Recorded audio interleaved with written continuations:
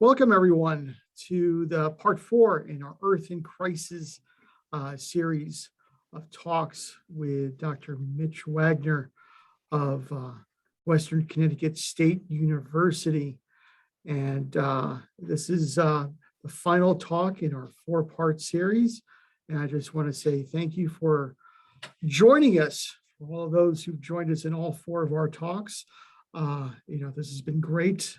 We've been getting a lot of feedback from you all, and just to let you know that we will be continuing in the future with another series. We don't know yet, but please, check our calendar of events, subscribe to our e-newsletter, and we will have that up for you as soon as we nail down the dates, the times, and the details and everything. So tonight is the last talk, and without further ado, Dr. Mitch Wagner, you have the comm, sir. All right. Can you hear me? I can hear you. All right. We're ready to rock then. Thank you all for bearing with me all this time. I've got a little bit of seasonal allergies here. I'll do my best not to cough in your ears, although I may clear my throat a little bit. This has been an awfully busy year, just to let you all know, for climate change education. My busiest year ever. This is my 16th public talk of the year so far, and here it is only April. So I'm not complaining. I think this is what I want to do, and I have another 15 scheduled, and who knows what will be scheduled, past that. So let me share my screen and get going. Oh, I gotta start at the beginning. I was reviewing the slides, and there I am, back to the science building. Now, this is a talk called Hope, and I'm going to begin it by giving everyone a brief refresher on where we stand right now. It's partly because not every one of you might have seen the other talks, and it's also a good way to handle the flow of the topics.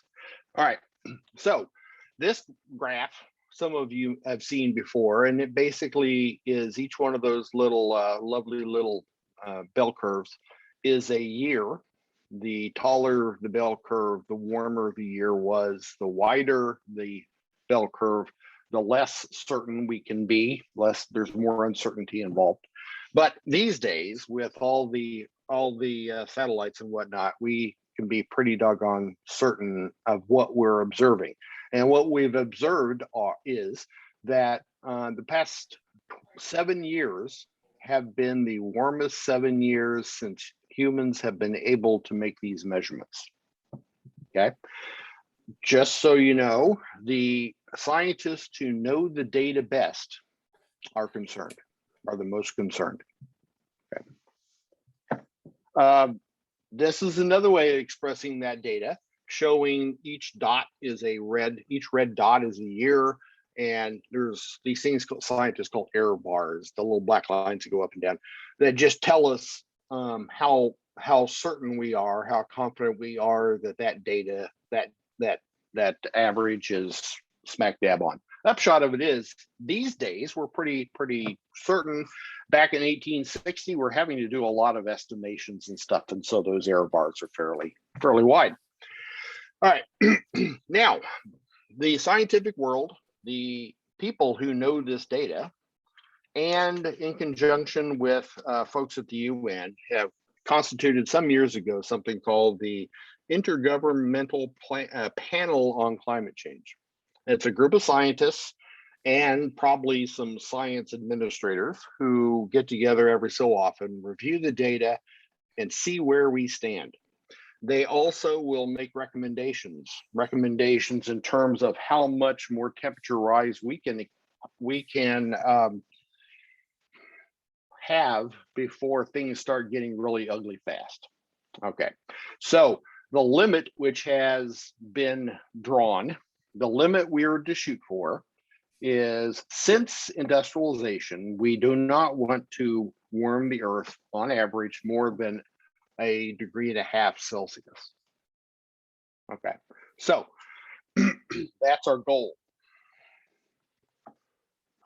Let's see here. Oh, there we go. And these, a little bit of change is a big deal. It may be that we are not able to reach 1.5 or stay at 1.5 and we'll go farther. I think the chances are very good that that's exactly what we'll do. We'll move past 1.5, and how far we go is something that we have to determine, because if we go past 1.5, we need to fight for every 1/10 of a degree after that, because a little tiny change really can have major consequences. For instance, at 1.5 degrees Celsius of total warming since the Industrial Revolution, the major ice sheets in Greenland and Antarctica will likely stay intact, except for right along the edges. Okay. At 2 degrees, only half a degree more, more of them are likely to collapse. And I'll point out one of those later. At 1.5 degrees, 70% of coral reefs would be likely to be lost to us. At 2 degrees, almost all of them. As of now, there has been on average 1.19, almost 1.2 degrees Celsius, just since 1900. So there's enough momentum in the system, I think, that we're going to move past 1.5. Now, if you ask the scientists who, in their deepest, darkest heart, how far they think the temperature warming will actually go, they're the ones that say yes, we should keep it limited to 1.5. Almost half of them say they expect it to reach 3. That's not good news. Yeah. So you're waiting for me to get to the hope part. I am. I'll get to that. All right. And so the difference between 1.5 and 2 degrees would mean twice as many plant species lost and 3 times as many insects and so on. It really is a small sliver of heat worth fighting about. So make no mistake, this is serious. The ocean is warming at a rate of 5 Hiroshima-sized atom bombs per second. There's a lot of water, so that temperature is not concentrated in one spot, but it's spread out. But that's a lot of heat going into the system. And if we look at the oceans, they're warming at a pretty good clip, particularly in the last 20 or 30 years. Which, as I mentioned before, will cause ice to melt faster.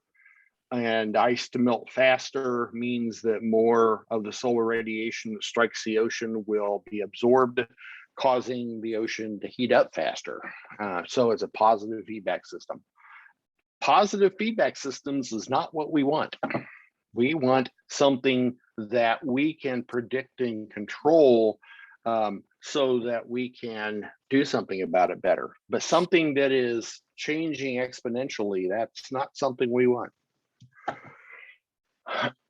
And that extra heat, of course, is going to melt Greenland at an even faster clip, and our Antarctica as well. Now, let me remind you from the folks who saw my talk on sea level rise, that there are a couple of glaciers on the left side that are particularly noticed for being near in a danger area, near collapse. And one of them is called the Thwaites Glacier, and the other one is the Pine Island Glacier. And they're both,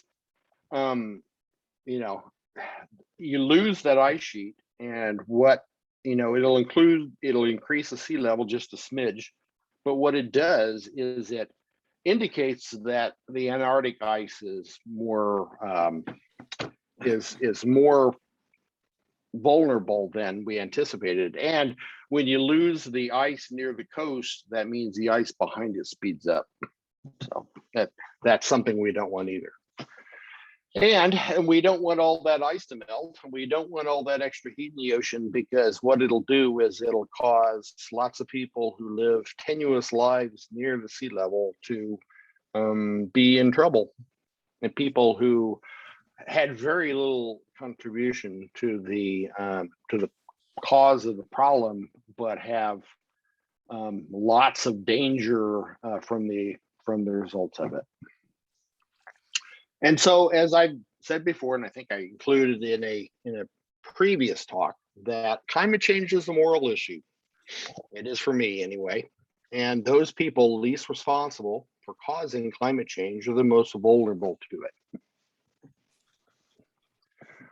In fact, I just found some recently published numbers on this, and the richest, what are we? Let's see, we're up to 5 billion plus, I think. Not sure that number of total people in the world. I think it's that.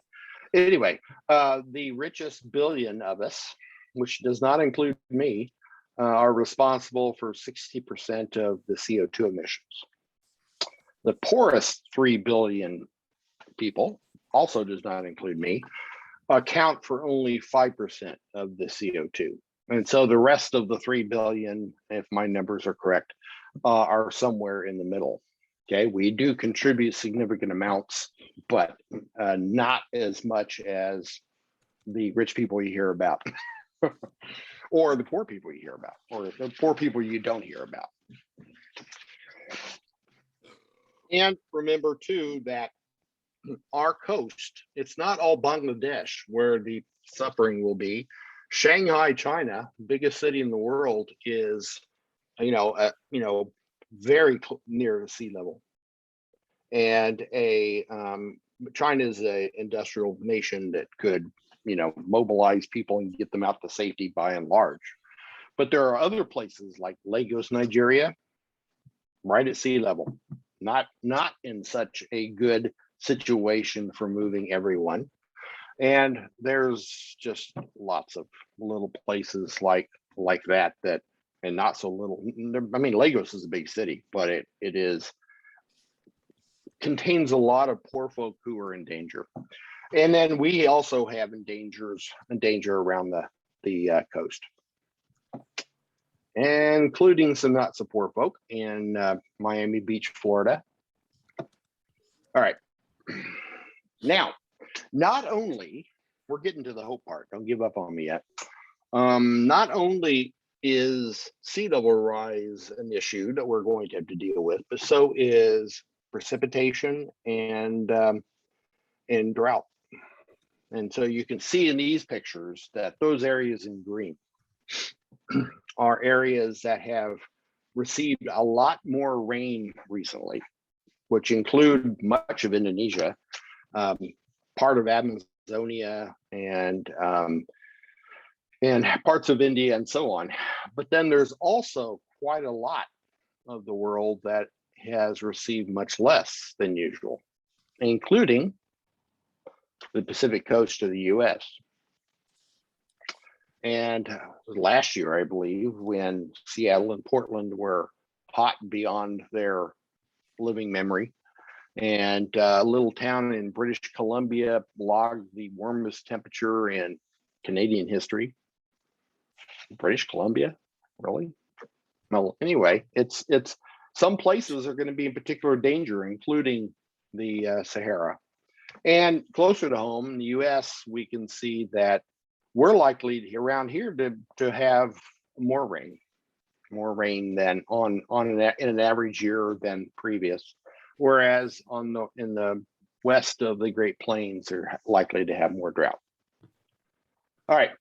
And as the point I made before is that hundreds of millions of climate refugees are in our future.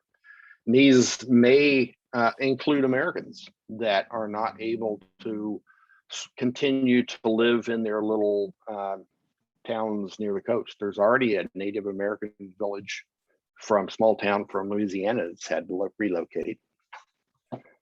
And these things, reminding you that these things are not new to America. We've had climate disasters before, and we have had climate refugees before, and that includes the Dust Bowl in the 30s, which includes some of my relatives, Uncle Thurbert and Uncle Cecil, my great uncles. But all right, and it was rough.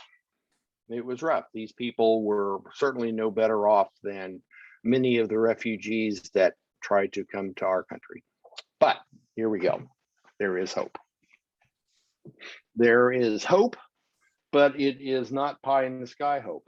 It's hope that will require work. It will require effort. It will require whatever we can do. Because if we are to have hope, we need to work for it. One of the hopes that I have, now you have to realize I'm around college students all the time. I teach at Western, and I've been there 26 years. And so I've spent decades with college students, and I know them pretty well. I know that they are concerned about the world to come. They are maybe more concerned than the older folks among us are that haven't really made a study of this. Okay, some of them feel like they have been issued a rubber check or been cheated out of a future and all these sorts of things.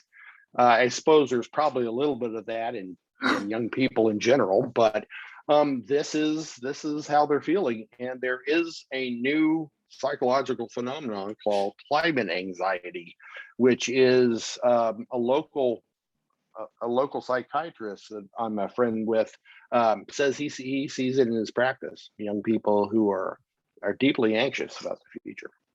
But these people have energy. They have focus. They have more to lose. And so they are going to be the ones who are working every part of their body to get the world in a place where they do have a future. And it's not just, Europe, and not just Canada and the US. It's also people from the developing world. There are Native Americans, and there are South Indians, and there's Latin Americans, and there's Africans. My wife is from Uganda, and she and I are in contact with a couple of young folks in Uganda who are quite avid climate change advocates and advocating against climate change. And so we are in contact with them, and I, follow them on. Here comes my lovely wife in the door right now. Anyway, coming home from work. And so we know some of these, not firsthand, but we are in casual contact with some of them, and we know how concerned they are. We have hope because we still have our brains. We still have our hearts. We have a lot of experience, especially those of us who have, been in the job for a few decades, and we're really good at engineering. We are good at engineering if we are motivated to engineer. And if it makes sense for us to engineer. And there are a lot of things about the world that desperately need engineering, re-engineering, rejiggering, re-changed in order to give those kids a better future and give our grandkids a better future. And so we have experience, they have energy, we have engineering experience, and well, I'm not an engineer, I'm a biologist, but some of you may be engineers. We also have desperation because, as I said before, the scientists who know the data best, who know what's likely to come with the greatest certainty, are the most worried. Okay, and scientists are not the kind of people who overreact emotionally to things, but there are scientists in some countries who are like gluing themselves to bridges and stuff like that, these symbolic acts, which I'm not nowhere near ready to do that kind of stuff. I'd rather talk than glue myself to a bridge. But it just shows you that the desperation in the people who really know what's going to happen or what's likely to happen. And so desperation can be a tool that we can use to motivate ourselves. We have, more than anything else, hearts. Another thing that scientists often don't have a hard time talking about is the emotional side of scientific issues. Because after all, if you're a microbiologist, you're working with microbes, and microbes don't have emotions. Okay, they're not. If one gets loose and causes a disease that hurts people, we can have emotions about it. But we scientists are not used to looking in the face of disaster in the way that we are likely can in the future. And we have to figure out ways as scientists to use both our hearts and our minds.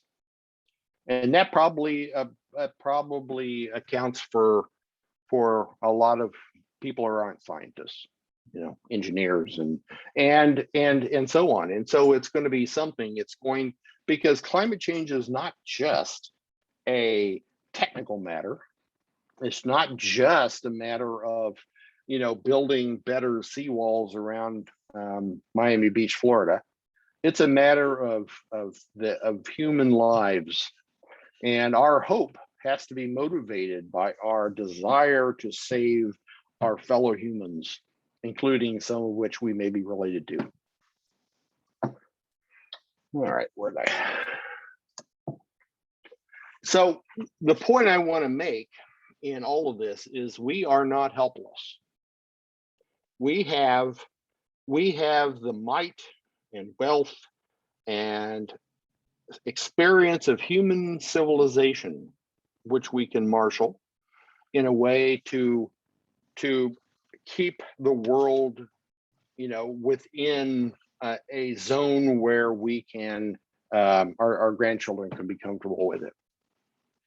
The trick is, do we have the will to do it? Okay.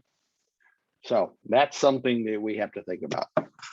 So as I may have mentioned before, this is my 16th talk of the year, so I'm not quite sure what I've said to whom, but it bears repeating that there are a number of things which individuals can do, but there are things that individuals are beyond the scope of what an individual can do.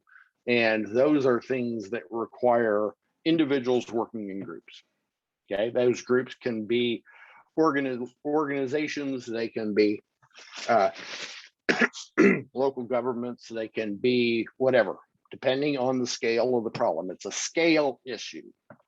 There are also things that must be dealt with from the nation and national and international scale. Okay, and you and I can do what we can do. We can push on what we can push. You and I are not directly responsible for what a government does or does not do in another part of the world that we have no influence on. And so you can't let doom and gloom drag you down. I have to do what I can do. And just keep at it, keep pushing on what I can do. Right. So things that we can do, and these are things that I think Aurelio has some of them has in mind for future presentations by other folks, and that is gardening. You can learn to garden if you don't already do it, because it is a way to buy less. It'll save you money. It'll make you healthier, and it will save on. I like fresh tomatoes. And so I grow them, but if I try to buy them at the grocery store, They don't taste anything like it. They look like a tomato, but they don't taste like a tomato. Even if you pay for ones that are shipped in from God knows where, Chile or, you know, Mozambique or whatever, they're still not going to taste like a tomato. And yet you have the expense of shipping those things all the way to our markets. And so let me back up by saying Jane Goodall. Some of you know Jane Goodall or have known her, have met her, or have heard of her. She's the woman who studies chimpanzees. She has a long time association with my university, your local university, Western Connecticut State. And she's been on campus many times. In fact, I've met her probably 4 or 5 times. She's 88 years old. I don't know that she'll be visiting us in the future in person, but we recently had an online meeting with her that was open to the public, and I asked her, as in part of the question and answer, what she thinks is the most important things that an individual can do to help fight climate change. And her answer was, you should pay attention to what you're doing. You should be conscious of what you're eating, be conscious of what you're buying. And that was her answer. That's a very simple answer, but it's a very appropriate one. And so by buying more of food, less food from the grocery store, and buying and growing more yourself, you are conscious of what you're eating, and you get exercise. All right. At the same time, we can create less food waste. Okay. When you need to buy things that you can consume in a reasonable manner, time. These are things that my grandparents did during the Depression. People survived during the Depression. They survived even when they had very little money because they did stuff. They had short supply chains, and they grew food, and they learned to can and do all these things. And these are things that we can relearn and find the benefits of them. All right, we can grow less lawn. I live in Bethel. I don't think there's any law against planting vegetables in your front yard. I think maybe some places frown on it, but not in my little town. You can shop sustainably and buy less. Yeah, you can support climate change education, because one thing that we can do to fight against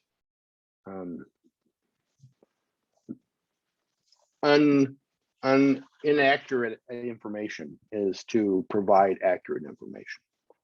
And the kids are going to grow up in a world where climate change is their reality, and they should know more about it.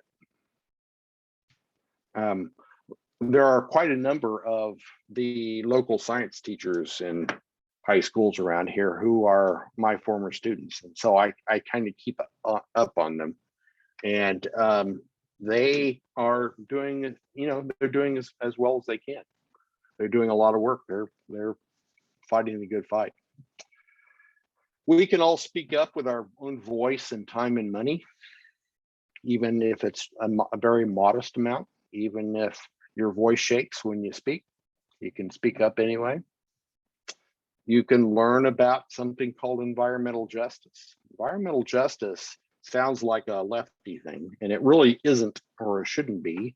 What it is the notion that the people who gain from causing pollution should pay their fair share to fixing it, and it should not fall on the backs of people who aren't gaining from the industry or whatever that is causing the pollution.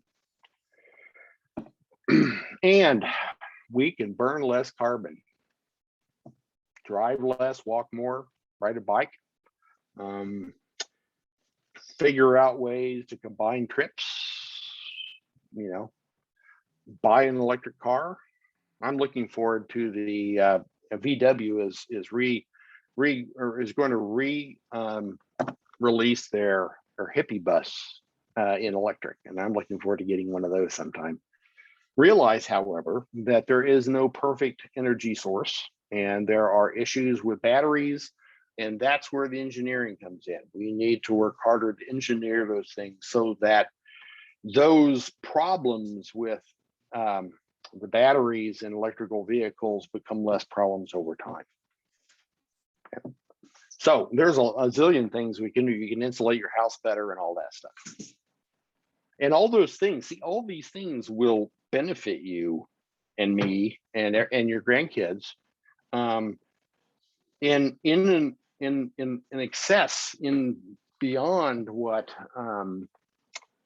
the just the carbon issue. As Jane Goodall says, we can think about what you do each day, what you buy, what you eat. You can we can collectively educate our children about climate change, support climate education in our schools.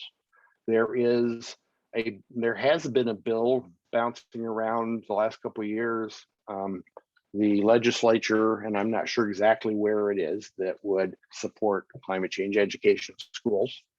There are some things that were done by unscrupulous companies, like pumping oil wells and then leaving them open, not going to the expense of capping them. They're called zombie wells because they're still alive after they're dead. I guess that's why they're called zombies.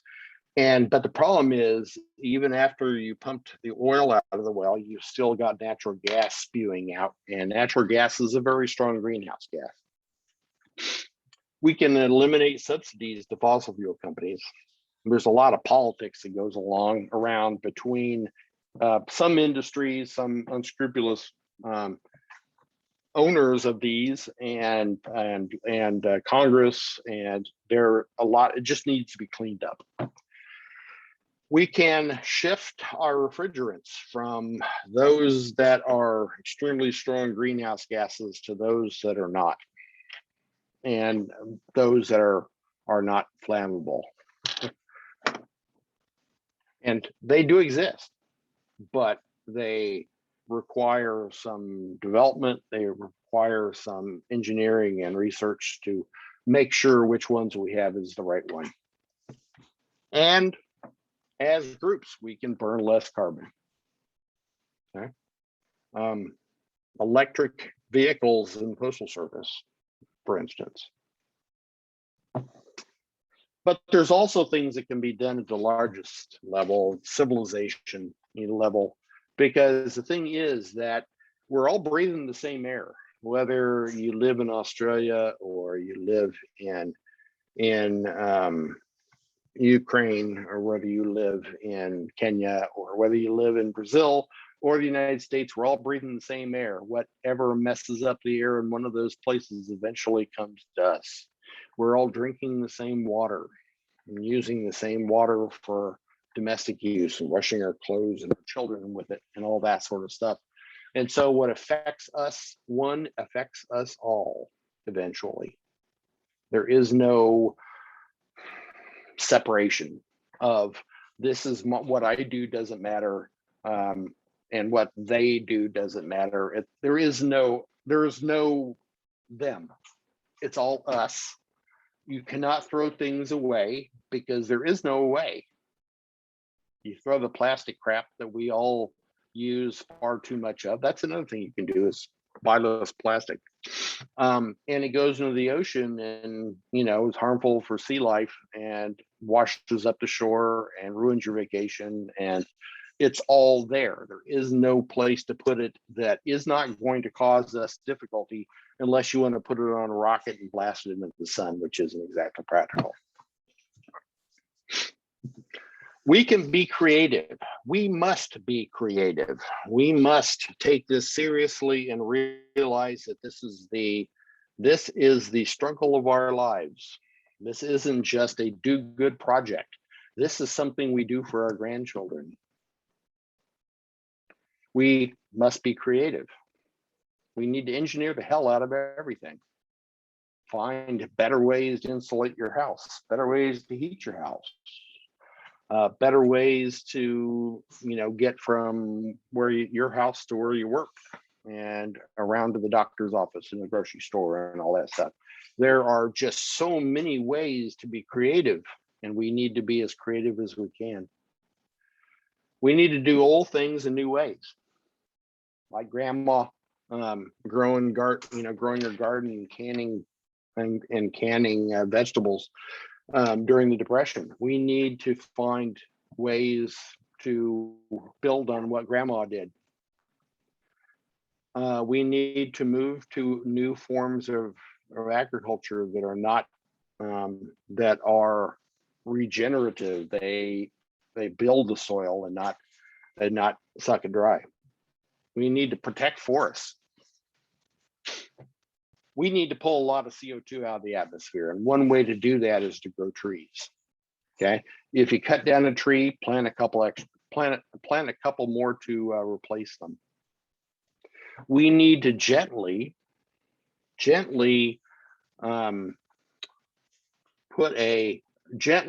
decrease the growth in human population, because if we have fewer mouths to feed, it'll be much better for all of us. And the best ways to do that are to educate all little girls on planet Earth, every one of them, insofar as they are want to be educated and have the capacity to be educated. Educated girls will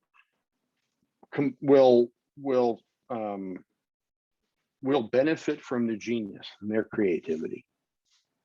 These little girls will, once they decide to have children, they will probably do so somewhat later in life. They will educate their own kids. It is a plus situation, girls' education. And likewise, make available family planning to all women who wish to use it.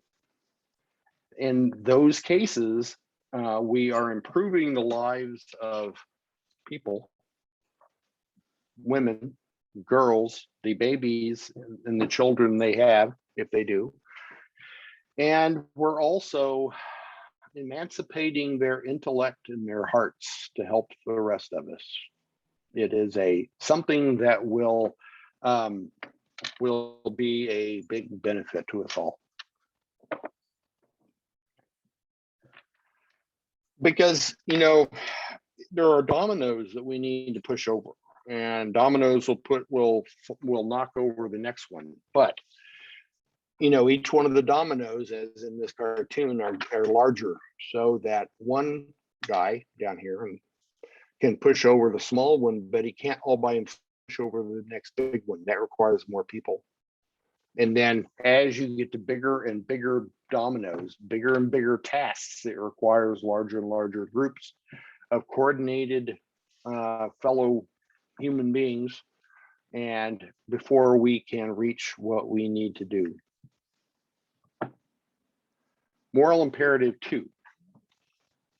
We are now seeing the effects of climate change. It's the world that we made, and our parents and our children.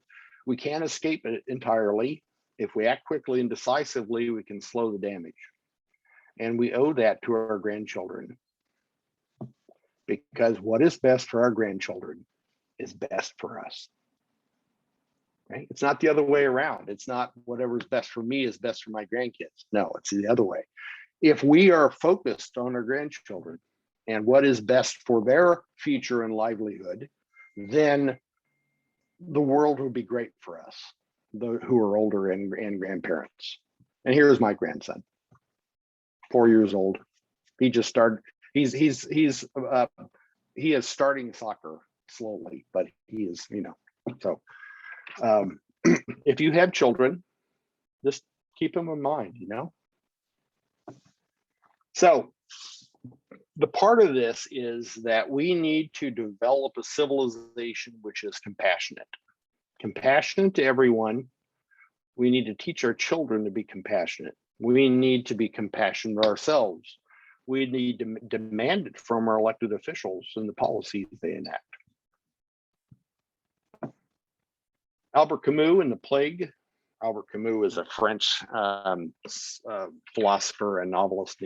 He wrote a play about a plague that took place in Algeria, and one of the main characters in the play, who's a doctor, says, I have to tell you this whole thing is not about heroism, it's about decency. It may seem a ridiculous idea, but the only way to fight the plague is with decency. And so I say to you that the only way to fight climate change and leave our grandchildren a better world, a survivable world, is with our own hearts and our own sense of decency. So we need to stop and think. We need to follow Jane Goodall's advice about thinking through the things that we do and the decisions we make as individuals, and demand that our groups do something similar. Margaret Atwood. I found a couple of quotes on hope, and I'm going to finish off with. Margaret Atwood is a famous Canadian novelist, and she wrote The Handmaid's Tale, which you may have read the book, you may have seen the TV series. And once she was asked, is there hope? And this is what she said. She says, my answer is there's always hope. Hope is built in. It's also catching.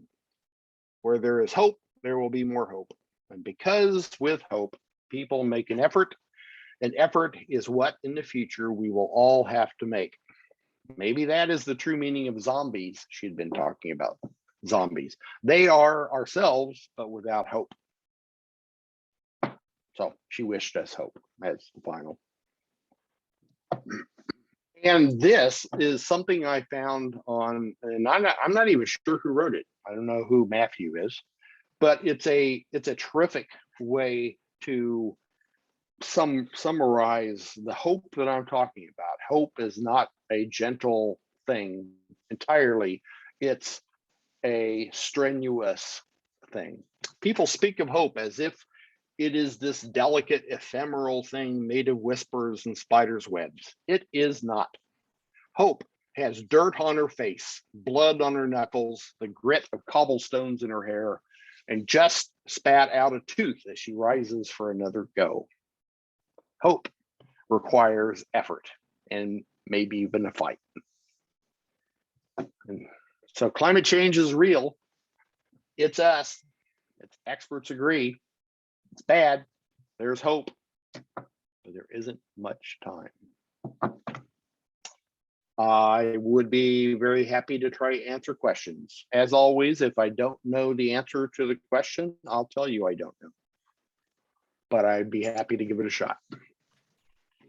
Anyone who has any questions, please type it in the chat. I can go ahead and just relay that question There we go. to Professor Wagner, and we'll have a little bit of a Q&A. Maybe some of you have already asked all the questions in the previous shows. Well, just on a personal note, I am doing my own little small contribution to, my part in hope is, and I was actually egged on by my wife, who said, well, Aurelia, you have an old car. I think it's time for you to get a new car. I'm like, well, I'm still waiting. And she's like, just order one. What do you want? I'm like, an electric vehicle. Well, which one? I'm like, Tesla Model 3. Just go ahead and pre-order it. And I did pre-order it, and it should be here in October. But right now, just know that electric vehicles are hot and they retain their value. So a lot of the cars, like you go to the dealership and you drive off the lot, they drop 20%, in value. The electric vehicles, especially like the Teslas, even the used ones, a few years old, They're the same price as a new one. So And people, yeah, exactly. And it's gonna be hard to afford it, but I think I can do it. But at the And same time, I think, trying to repair the vehicle that I have already this whole past year is, it's not worth it. In my sense, it's like I'd rather put that money into something that will have less repairs, but in the long term will not harm the planet with carbon emissions. And for those of you who need a work vehicle, Ford is going to be selling a electric version of their F-150 pickup truck. Ford is doing some really great things, especially Yeah. with, just transitioning to EV. So it's great. So we do have The- couple of questions there. yeah, eating less meat is helpful. Buying organic food is helpful. Yes and yes. Yes. Okay. Yes. Yes and yes. Eating less meat, that's something I struggle with because I like barbecue. But Same eating here. less meat will decrease the demand for cattle. Cattle in particular produce a lot of methane. And there's also, ethical issues that some people feel very strongly about. And I certainly am not going to argue with them on that. And so eating less beef and other meats too are the other thing is that the animals that we eat are also eating vegetables and plants. And if we ate less meat, we would have more vegetable based foods for the world as well. And there may come a time when we really need that. So yes, it's also much better for your cholesterol. So my doctor tells me. Another thing is that organic foods are usually higher quality foods. And so, yes, you should. Oh yeah, there's another question. Yeah, so organic foods, I don't, you have to decide whether the added cost with you buying them is how that fits into your life, but you can grow things organically and then you have all you want.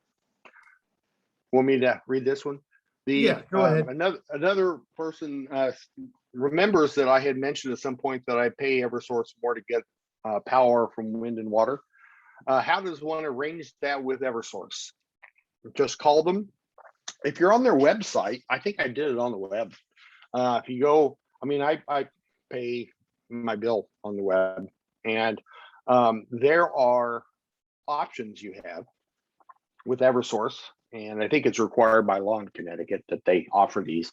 And you can choose the provider of the electricity. And if you default to whatever Eversource is selling you, then they're going to sell you what makes them, that little extra money, and it'll be a mix of things. And it may include coal, which you don't want. I opt to, and it's not hugely more expensive, really. I opt to get the energy source to be wind and hydro, I think. Yeah. Until such time as I can put solar on the roof, which I want to do. That is the best I can do at this point. And that's kind of the point too, is do the best you can. Don't stay up night worrying about things you cannot control, because the world is full of things we as individuals cannot control. You just do the best you can and keep it up. Thank you for the question.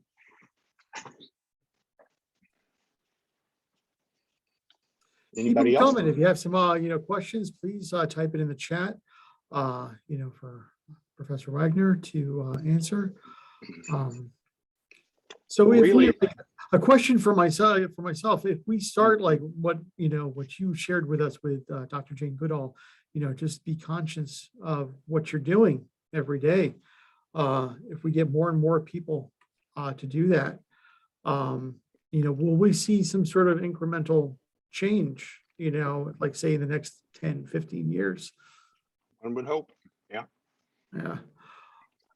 I think it's good psychology I'm not a psychologist, but I think it's good psychology. I mean, for instance, I've got this little glucose meter thingy on my arm. I've got type 2 diabetes. And so every few times a day, I'll check it to see what my blood sugar is, right? If I know that I'm going to be checking that blood sugar and I want to have a good result, I'm going to be less likely to eat a candy bar. And it's just a way of psyching myself out. Mhm. And so what she's talking about of thinking about what you're doing as you're doing it is just a way of psyching yourself out. I think So that's anyway, try good. it. I think that's good. And also there's something that,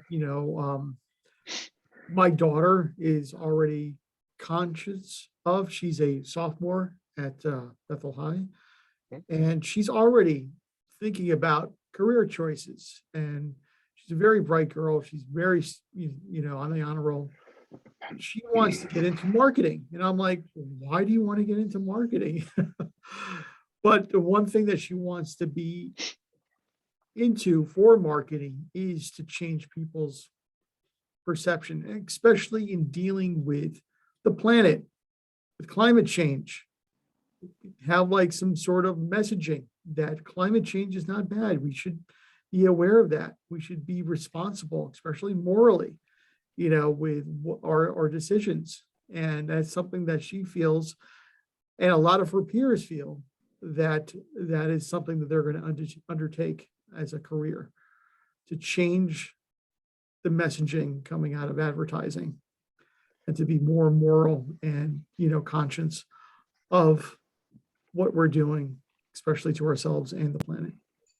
Before people start leaving, let me make a plug for my university. We have a very good business school, so your daughter could come to WestConn and study climate change and business if she wanted to.